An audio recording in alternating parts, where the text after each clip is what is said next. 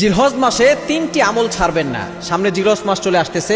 আগামী সোমবার সন্ধ্যার আগেই, বিশেষ করে যেহেতু আজকে 27 তারিখ, আগামী সোমবার সন্ধ্যার আগেই আপনি এই 3টি কাজ অবশ্যই এমনভাবে করার চেষ্টা করবেন যেহেতু জিলহজ মাস হচ্ছে আল্লাহর কাছে সবচেয়ে গুরুত্বপূর্ণ এবং আল্লাহর কাছে প্রিয় সময়। এই জন্য আল্লাহ তাআলা এই 10 দিনের কসম করেছেন, জিলহজ মাসের প্রথম 10 দিনে।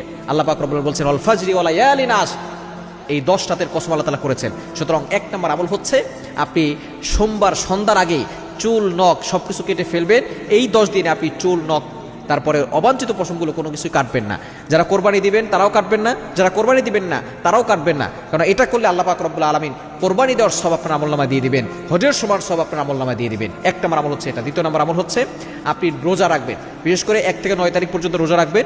জিলহজ মাসের 9 তারিখ আরাফার দিনে রোজা রাখার চেষ্টা করবেন, কারণ এই দিনটা হচ্ছে শ্রেষ্ঠ দিন। এই দিনে যে রোজা রাখে আল্লাহ পাক রব্বুল আলামিন তার 1 বছর, আগের 1 বছর এবং পরের 1 বছরের গুনাহ আল্লাহ তাআলা ক্ষমা করে দেন।